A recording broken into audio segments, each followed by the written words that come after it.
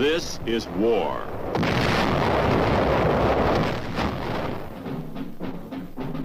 War and its masses. War and its men.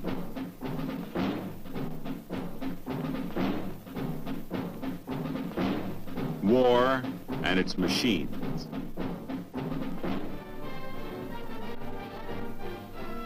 Together they form the big picture.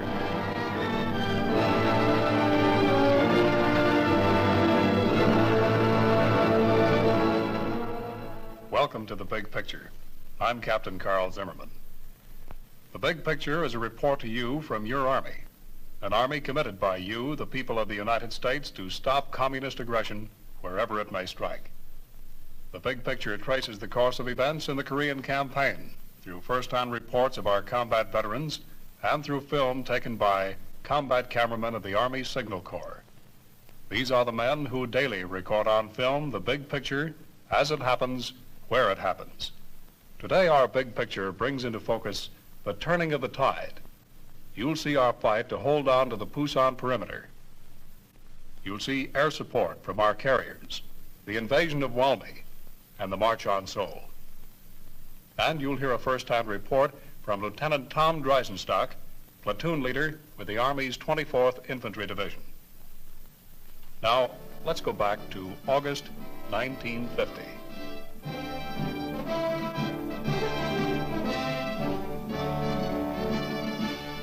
On 10 August, after 47 days of fighting in Korea, the tide of battle in the Pusan beachhead is ebbing and flowing for both sides.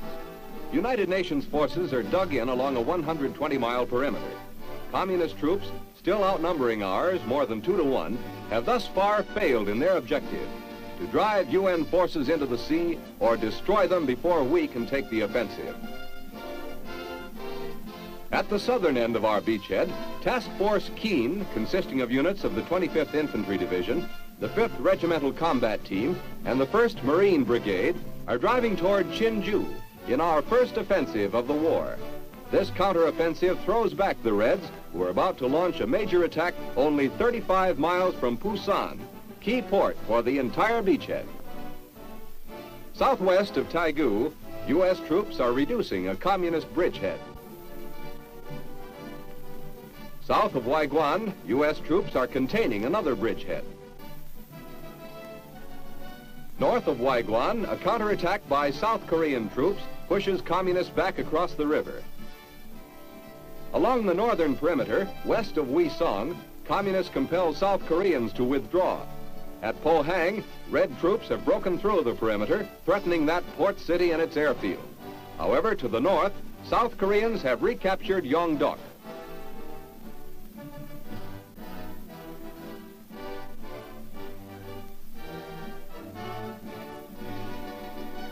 In the air, Air Force, Navy, and Marine planes are giving support to ground troops along the perimeter. They also blast communications and military-industrial targets from Taegu to the North Koreans' northern border. Guns of United Nations ships also help in this mission.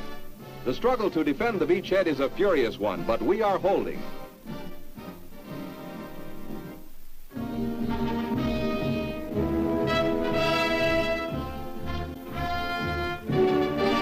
On 24 August, on the central sector, which is concerned with the defense of Taegu and the Naktong River line, engineers have built a pontoon bridge across a tributary of the Naktong. This pontoon bridge serves for the use of lighter vehicles and foot soldiers. But with increasing supplies moving in, there is need for a heavy equipment bridge. South Korean civilian labor is employed. Although in many sections, primitive native tools are still used, and although U.S. engineers depend greatly on Korean manpower, there is a change now since the early days of the war. Heavy construction equipment is becoming a familiar sight. An accumulation of this type of equipment, necessarily second in priority to arms and ammunition, is an indication of the vast bulk of supplies that are now being received.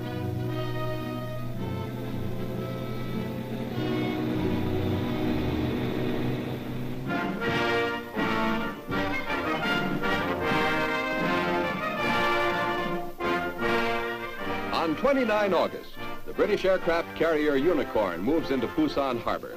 On deck are British troops bound for the Korean battlefront. Within a week, they are rushed to fight alongside 1st Cavalry troops east of Waiguan to help stop a threatened breakthrough along the Naktong River. These troops are the first infantrymen of a foreign nation to join in the United Nations police action. They are members of the Argyll and Sutherland Highlanders, composed largely of Scotsmen and the Middlesex Regiment, most of whom hail from the London area.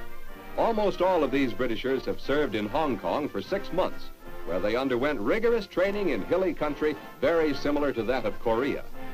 Except for the 3.5 bazooka and U.S.-supplied rations, these Britishers will use their own weapons and supplies.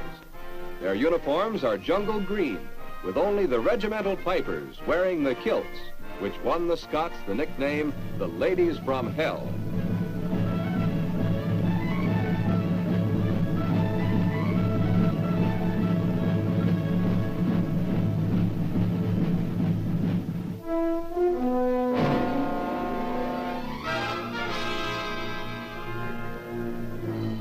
A C-47 transport plane is loaded with leaflets, which will be dropped over North Korean territory. These drops are being made frequently to counter enemy propaganda. The C-47 transports carry heavy loads of leaflets for long trips into North Korea. For shorter trips, T-6s are used. Safe conduct passes. If the leaflet is found on a North Korean soldier by his own officers, the penalty is death. Over enemy territory, the packets are thrown out, and the wind takes care of sorting and delivery.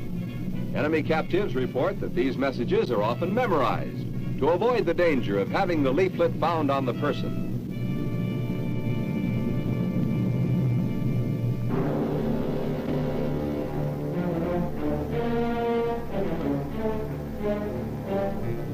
On 30 August, the Reds are gaining in the south and in the central sector, but in the northeast, near Pohang, United States and South Korean units are holding their ground against heavy opposition.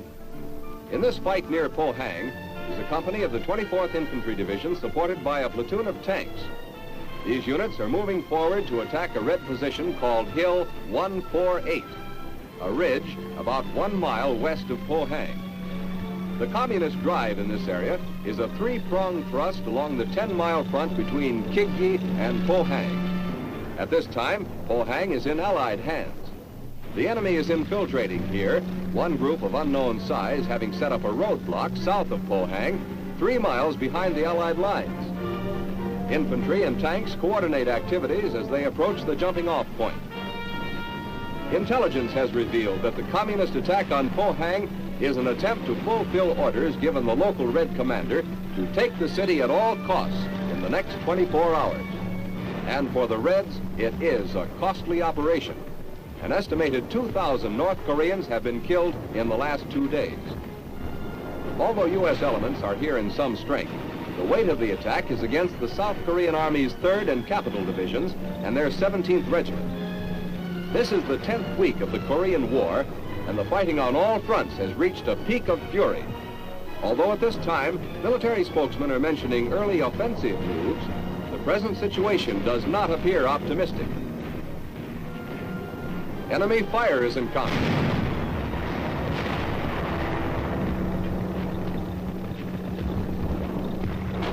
Information goes back to the company commander. The CO's orders come forward. The attack on Hill 148 is about to begin.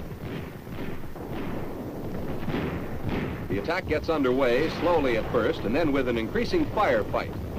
This is one small action in the big fight that is raging along the entire 150-mile front in Korea. A few miles of territory changes hands again and again. If the Allied line cracks at any point, the whole Pusan beachhead can be lost. Those were trying times for all of us. Our troops jammed into the small area of the Pusan Perimeter, defending against great odds, and at the same time, building strength for the eventual offensive.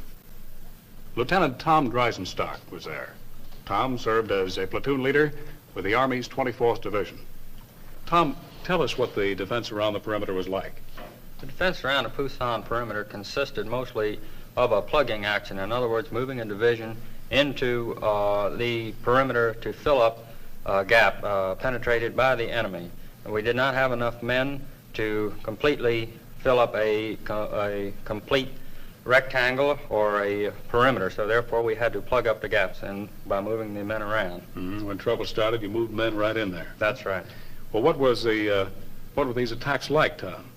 Well, these attacks were constituted mostly by a preparation of a mortar fire by the enemy. They were very good at this mortar fire, and they outnumbered us, I would say, approximately 5 to 1. They had a mass of men, and also they infiltrated in between our lines dressed as civilians, and all together just harassed us by that type of movement.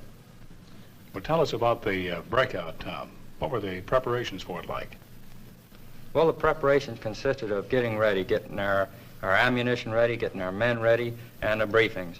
The higher powers around there said that they believed that the North Korean perimeter around our defense was made up of a thin crust, and that once we penetrated that and broke through, we would be able to continue up north without too much trouble. That's about the way it worked, too, isn't it? Yes, that's the way it did work. Mm-hmm. Well, what about the teamwork as you moved north? How about our air support? Was it good? Did you have it when you wanted it? The air support was very good. You call for an airstrike and get it almost immediately. One time I was taking, with my platoon, taking a village, and we received firing from a hill to our left front. I called back and asked for air attack, and within 5 minutes we had planes coming over and giving us an attack within about 50 yards to our front, which is pretty close. It certainly is. That's really getting it in there when you need it. It is. Well, Tom, how about the artillery at that time? The artillery also was very good. The coordination was close. They gave us very good fire, accurate fire, and the North Koreans were scared to death of the white phosphorus which they fired. It seemed to have a very bad effect on them, and naturally it was good for us. The artillery was excellent. Well, we heard a lot of talk about the fanaticism of the North Koreans. Can you give us any examples of that? Yes, I can. My platoon was taking a house one time which housed several members of the Communist Party. We surrounded the house and had an interpreter, asked them to come out and surrender, and they refused to do it. Therefore, we had to fire on the house, and as many of them ran out, they shot themselves, and the others pulled pins on grenades and blew themselves up. They just did not want to be captured at all. Mm. Well, Tom, tell us about the weapons we used over there. How did our weapons compare with those used by the North Koreans? Our weapons were far superior to those of the North Koreans. They were more dependable, our men knew better use of them, and all in all, they gave out more firepower. The Browning automatic rifle, for instance, is my favorite, and the North Koreans were deathly afraid of it. It was a very good weapon, and there was no comparison between it and the North Korean Burke gun, as I call it. Had pretty much respect for that BAR of ours, didn't they? They really did. They were really scared of it. Well, now, Tom, when you're in the line with your men like that, moving for a long time, you get to know them pretty well, don't you? Yes, you do. You eat with them, you sleep with them, and every once in a while one of them gets shot, and you really feel bad. You get to know them very well. Sergeant Tompkins, who was my platoon sergeant, was an old soldier. He was the type of man who really knows his business, and I owe a lot of credit to him for helping me into the platoon. We had younger men. I got to know those too. Our squad leaders, Freddie, Smokey, and those boys, you really get to know them fairly well. Back around the Pusan Perimeter before we broke out, because of the fact that we were shifting around an awful lot, it was very hard to try and size up your men. But regardless of this fact, I believe that we did fairly good, and I got a good chance to more or less size up my men. We were moving around quite a bit at that time, though. Well, Tom, it was men like you and the men of your platoon that held back the enemy in the Pusan Perimeter against very great odds. You kept that enemy from throwing us back into the sea. Let's watch now as some of our troops throw off a red attack. On 2 September, in the South Central sector, the 1st Marine Brigade is rushed to the battle lines near Yongsan to help throw back one of the main communist thrusts in their all-out offensive along the Naktong River. Communist strategy at this time is an attempt to achieve a major breakthrough between the 2nd Division's southern flank and the 25th Division's northern flank. These Marines have been rushed here after a brief rest, during which they regrouped.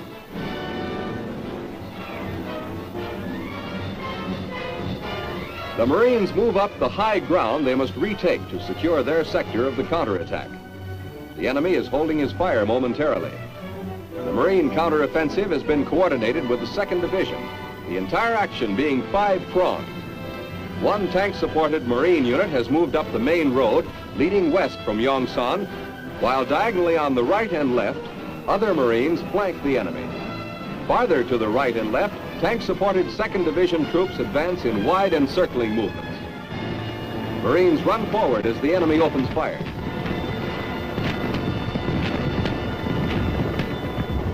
A wounded Marine runs back for aid. Other Marines resume the attack, moving slowly and waiting for the enemy to reveal his flanks and main position.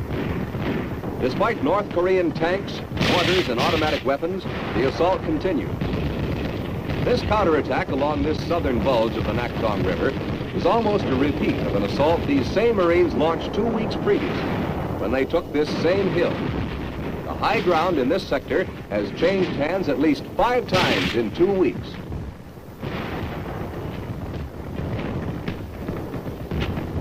The Marines form a base of fire to drive the enemy off. The line builds up, and so does the firepower.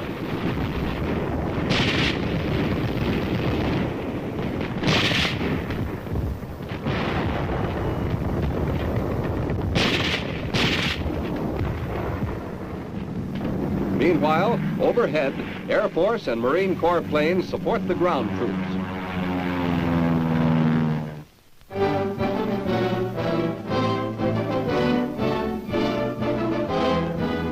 Carrier planes are ready for another strike on inland targets. Rockets are of particular interest at this time. 3 different types are being used. One of the first super explosive types to see service in Korea was the 5-inch Holy Moses. Later, the 11.75-inch Tiny Tim proved highly effective on bridges and similar large targets. The most recent arrival is the Navy's 6.5-inch Ram. Constant activity on these carriers has not dampened the crewman's sense of humor.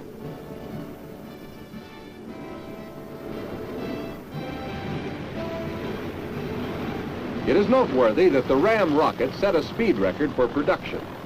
From its conference room conception to its appearance in combat, it took only 24 days. Aerial missions of the Navy and Marines often include both strategic and tactical action in the same strike. In the relatively small area of Korea, targets of opportunity count heavily.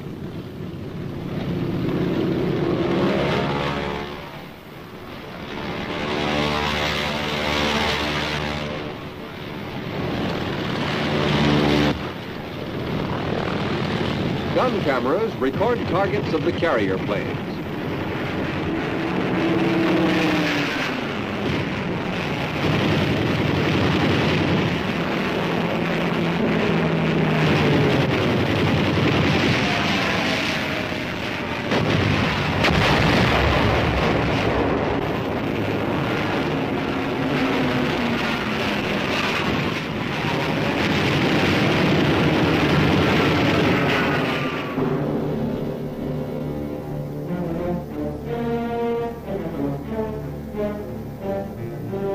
Iwakuni, Japan. A B-26 raid is in preparation during the week of 6 September. The B-26 is armed with 16 50 caliber machine guns. These guns are electrically operated, and a single gunner can bring many of them to bear on the same target at once. The B-26 can carry a 5,000-pound bomb load or 5 of these 1,000-pounders. With these bombs, plus napalm, plus the heavy firepower of the machine guns, a B-26 flight is a formidable attacking unit.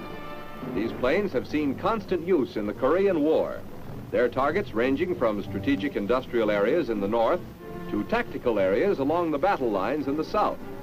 The B-26 is classified as a light bomber with a speed of more than 350 miles an hour. After their final briefing, crew members head for the field. This has become a familiar scene in United States air bases in Japan, from which B-26 sorties are flown on an around-the-clock schedule. These B-26 Douglas Invaders were formerly called A-26 bombers. They differ from the B-26 Martin Marauders used in World War II. The present B-26 is a very adaptable plane, which is often revamped for different purposes. Cannon may be substituted for the nose gun. The plane can be adapted to carry a variety of explosives, for the B-26 is designed primarily for low-level bombing. It is seldom used for the high-altitude work of the B-29.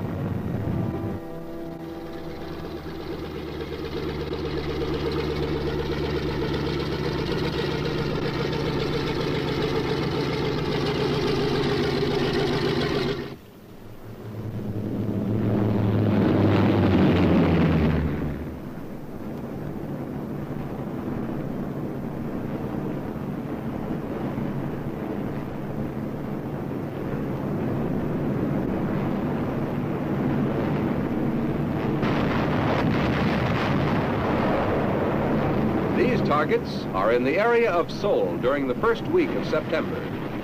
The little flashes of light on the ground are tracers from the B-26 machine guns.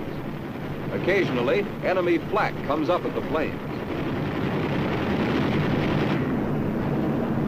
On 7 September, the U.S. Air Force flew 625 sorties in 24 hours.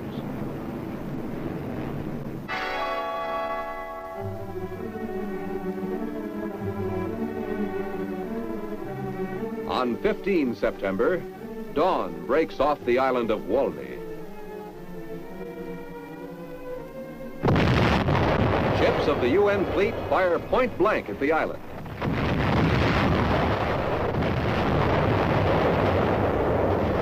Rockets join the softening up process.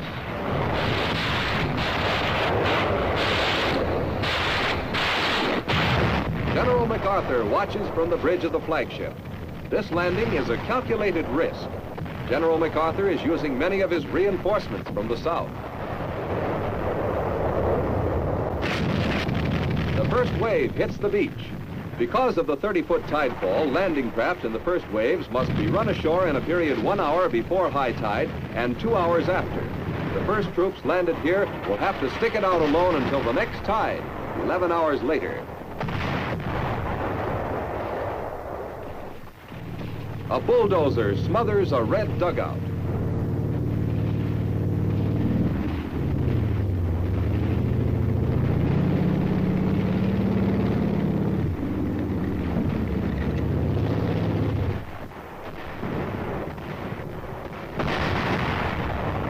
A firefight begins. All the Reds haven't been driven off by the bombardment. Captives are stripped to prevent concealment of weapons. Others are a little more formal.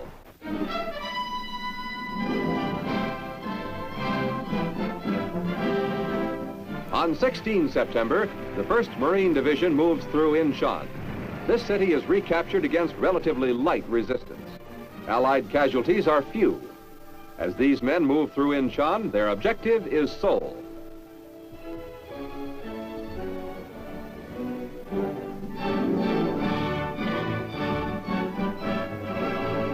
There are 2 Allied moves on Seoul, one from the south and another sweeping around from the north across the Han River.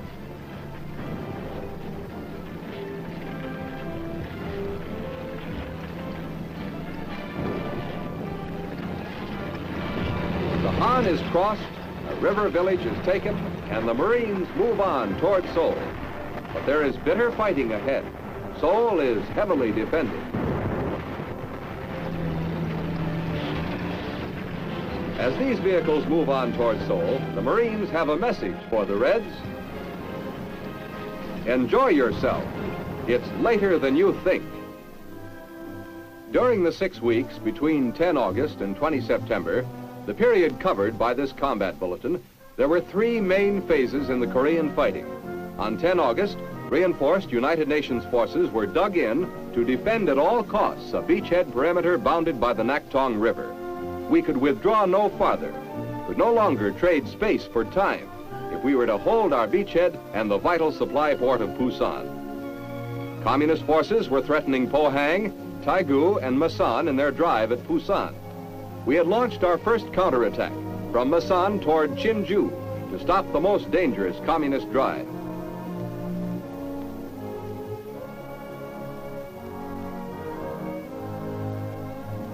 On 1 September, the communists launched their biggest drive of the war, all along our beachhead perimeter. It was an all-out effort to take Pusan, eliminate our beachhead in Korea, and destroy United Nations forces. We were being pushed back again toward Masan. Taegu was in danger from the north and south, and Pohang was being taken and retaken.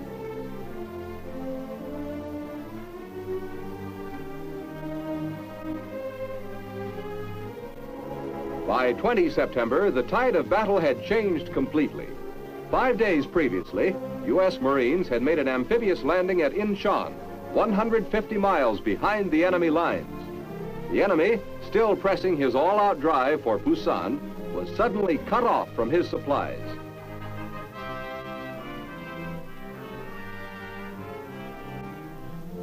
On 20 September, U.S. Marines were entering the outskirts of Seoul as U.S. 7th Division infantrymen fanned southward to head off communists retreating from the southern front.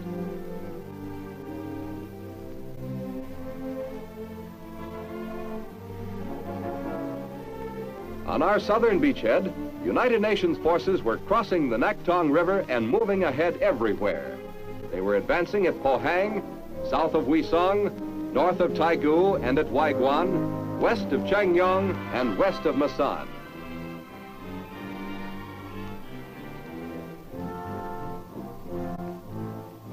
We had held our beachhead. Now we were on the offensive, and it was the beginning of the end for the communist invasion of South Korea. Those were the events that comprised the big picture from August 20th to September 20th, 1950. Our thanks to Lieutenant Tom Dreisenstock for being with us today.